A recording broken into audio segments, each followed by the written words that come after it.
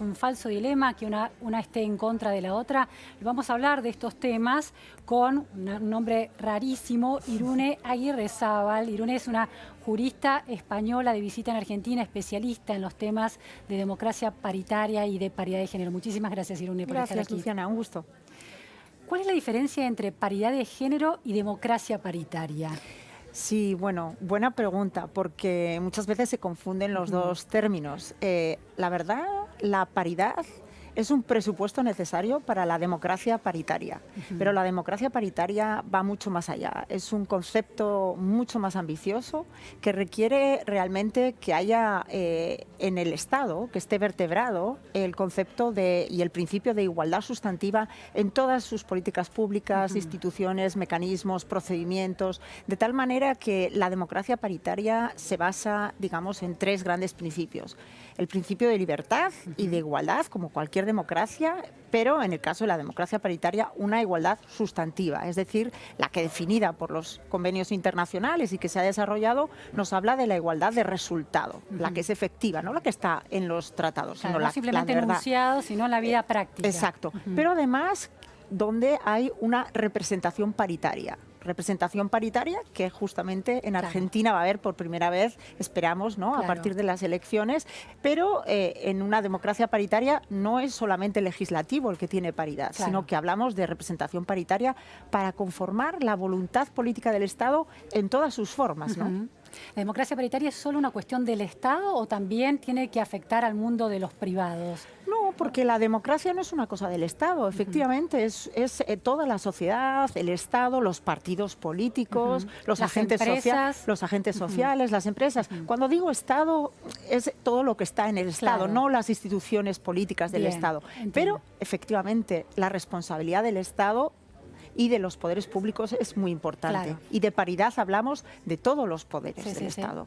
Ahora, Irune, esta idea de que hay que subrayar la característica de paridad o de paritaria de una democracia es de alguna manera un retroceso. La democracia liberal y republicana concebía que todos los ciudadanos eran iguales ante la ley, ¿no? Se ha perdido de alguna manera esa noción de que personas, ciudadanos, no importa su género, tienen los mismos derechos, las mismas obligaciones. ¿Por qué hay que subrayar tanto? Bueno, hay que subrayar tanto porque esto que es así según la ley no es verdad. No es verdad.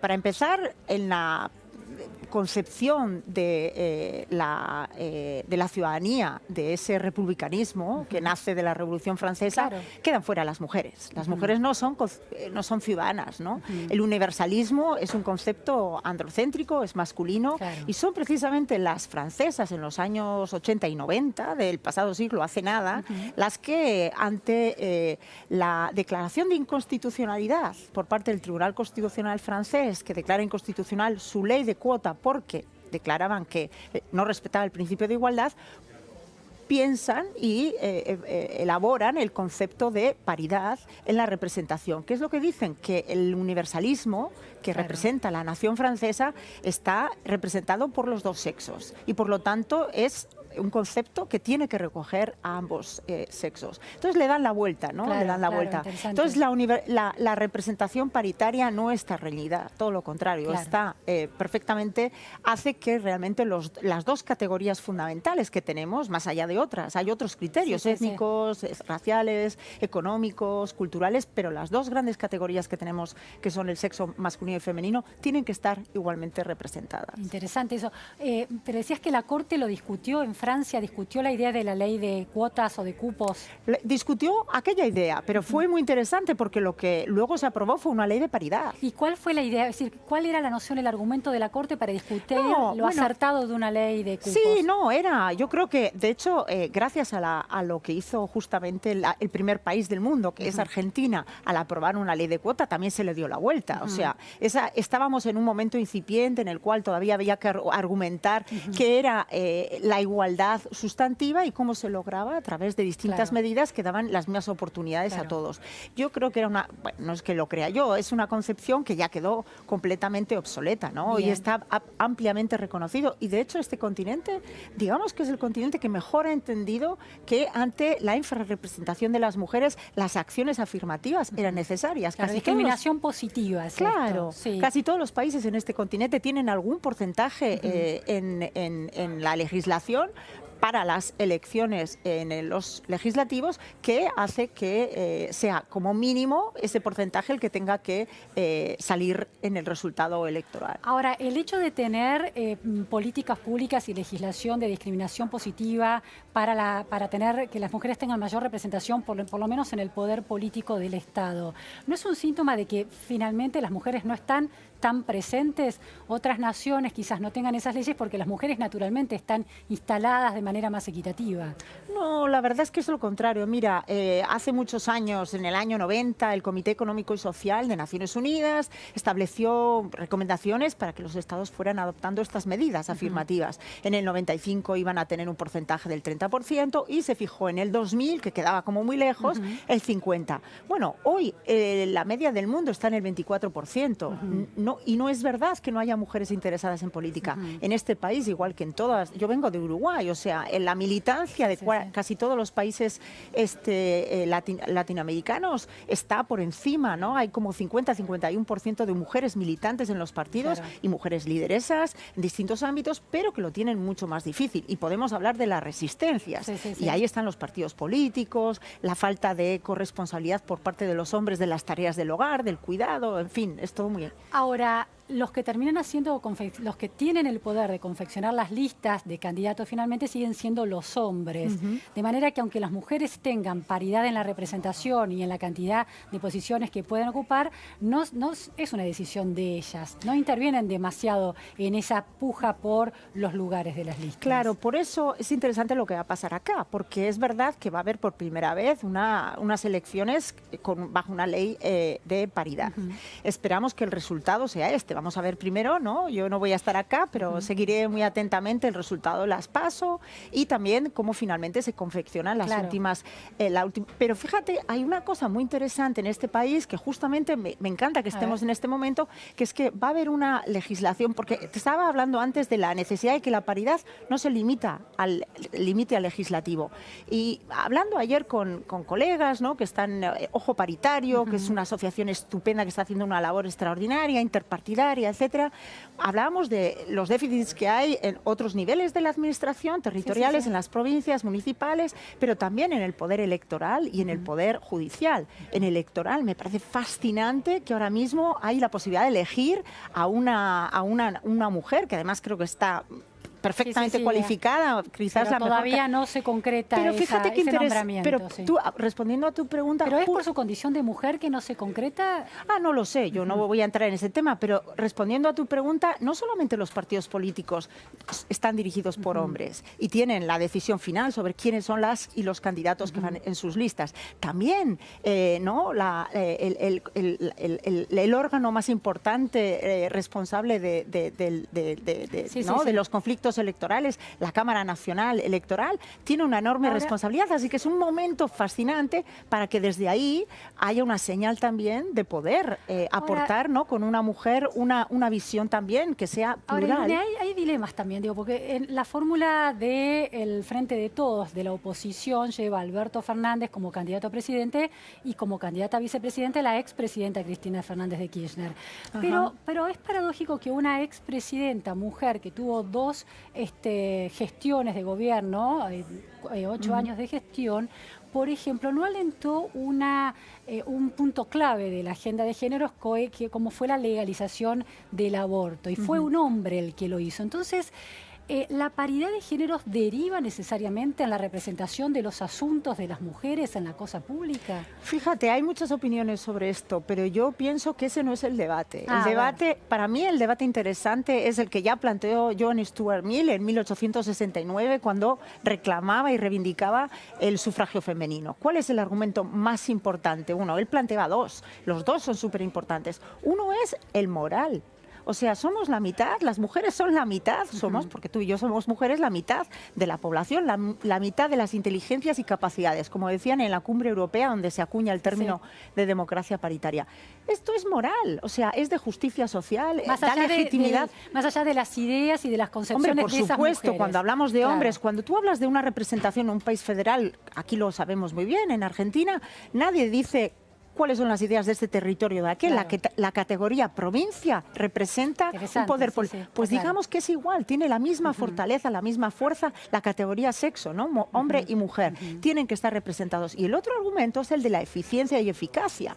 Es muy importante ante el contexto de grandes desafíos que hay hoy en día, pero en cualquier momento. Pero ¿cuáles son los desafíos? Uno, que vivimos todavía en una cultura patriarcal. Que haya más mujeres no desencadena automáticamente cambios. Yo no le voy a pedir a una presidenta, porque sea mujer, que me traiga todo el rato la agenda que llaman de mujeres, porque para empezar no creo que haya una agenda de mujeres. La agenda de género es de hombres y mujeres. Es bueno para la sociedad, para el desarrollo sostenible, que haya igualdad sustantiva, que los hombres y las mujeres tengan permisos de paternidad y maternidad, que se ocupen de las distintas tareas, que haya currículums que expliquen bien cuáles son las... Es decir, todo eso es bueno para la sociedad. Ahora, por ejemplo, en el caso contrario, me refería a la ex presidente al lado de la oposición, en la provincia de Buenos Aires, la gobernadora Vidal tiene un gabinete integrado por ministros solo varones. Es decir, que una mujer que detenta el mayor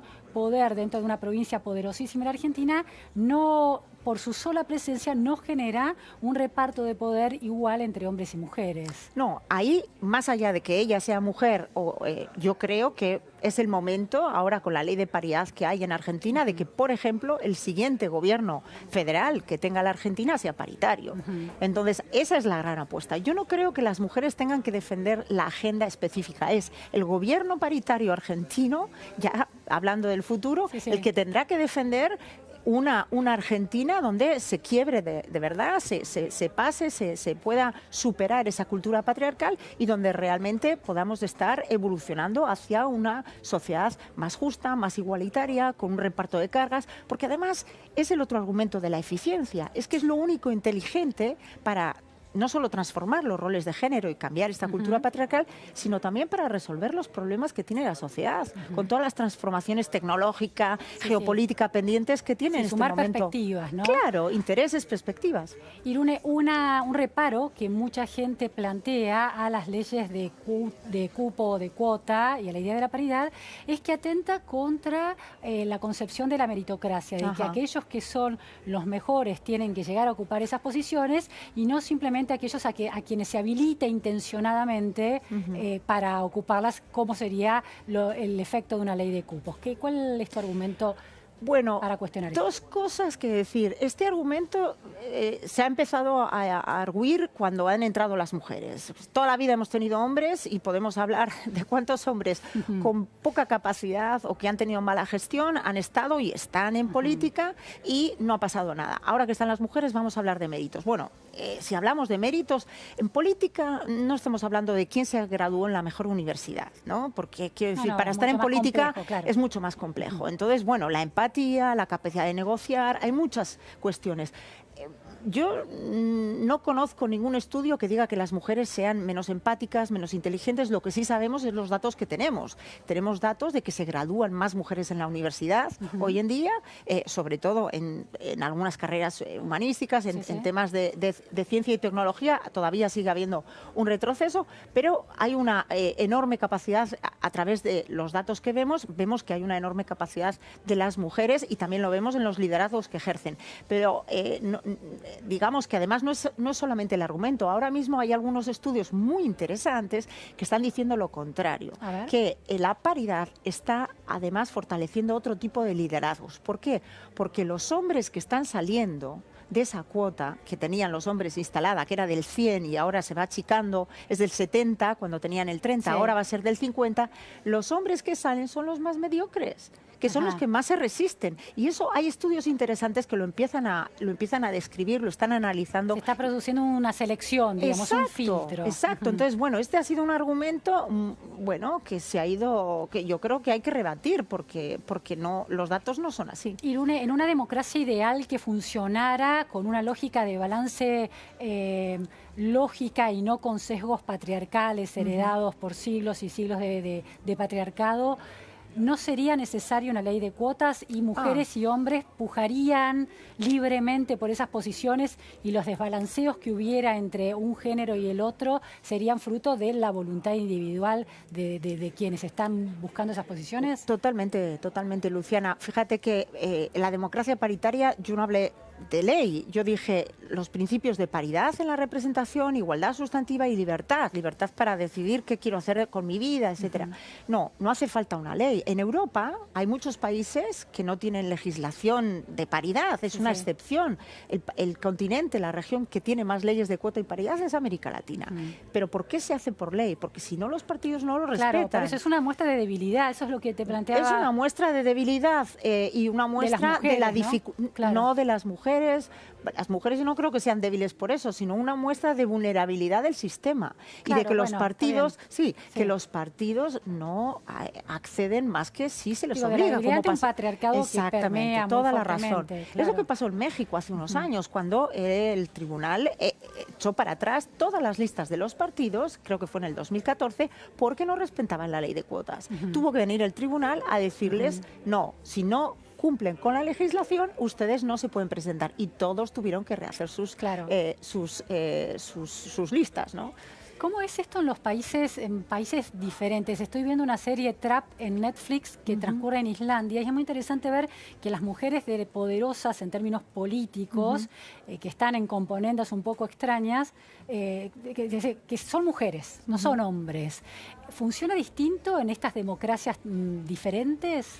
Yo creo que no hay una situación tan diferente en el mundo. Estamos todos aprendiendo porque digamos que estamos todavía en procesos de transformación. Lo más difícil de cambiar en el mundo es la conducta. El día a día vamos repitiendo las mismas conductas y para cambiar eso, de nuevo, traigo a colación a John Stuart Mill, ya lo decía, o sea, lo que parece que es de sentido común no es más que algo que se viene repitiendo, entonces cambiar eso cuesta mucho. Claro, obviamente miramos a los países nórdicos, todos en el mundo, y decimos, bueno, es la imagen de mayor paridad, de mayor igualitarismo, etcétera, y es así, pero han venido trabajando en todo esto a lo largo de los años, ¿no? Es verdad que hay muchos países europeos, como decía antes, donde no hay necesariamente una legislación. Lo que sí se está trabajando, yo creo que es la tarea pendiente en América Latina, es que acá se consiguió, porque quizás ha sido más sencillo, legislar una ley de cuota, ahora de paridad, que obligue a los partidos a respetar esos porcentajes y que finalmente las mujeres vayan a las listas. Donde no está resultando tan fácil entrar y tener éxito es en la parte de conseguir la igualdad sustantiva, ¿no? Vertebrar todo el Estado con el valor objetivo. La vida social más compensada en términos de La cotidianidad obligaciones. sigue siendo muy complicada para las mujeres y eso hace que incluso las mujeres que llegan a la política, sus carreras políticas, sus vidas personales no son exactamente las mismas, no tienen las mismas oportunidades de acceder, de permanecer y de hacer una carrera en las mismas condiciones. Y una última cuestión, ¿se puede producir un efecto colateral indeseado de estas leyes de paridad y de cupo, que es una corporación femenina que proteja sus privilegios a la hora de alcanzar las posiciones políticas? Bueno, yo creo que es al revés, que la sororidad, que es este concepto de empatía y de ayudarse entre unas y otras, ha sido muy beneficioso. No creo que sea algo en plan sectario, una corporación que no, y además yo creo que por eso las listas tienen que ser paritarias. No creo que tenga que haber una lista de mujeres y una lista de hombres, sino que estamos en una sociedad donde lo que importa es aprender y llegar a consensos. Al final, el concepto de democracia paritaria tiene que ver con el concepto de democracia. Y la democracia a lo que aspira es a generar un mecanismo de convivencia convivencia donde la resolución de los conflictos, de esa pluralidad y diversidad de personas que somos, se resuelva por consenso. Claro, se resuelva de manera más justa, ¿no? Exacto, y por consenso. Claro. Muchísimas gracias, Irune, realmente, por esta claridad para abordar un tema tan central de las sociedades modernas. Gracias. Sí, gracias. Vamos a un corte en la repregunta Noticias a Fondo y enseguida volvemos.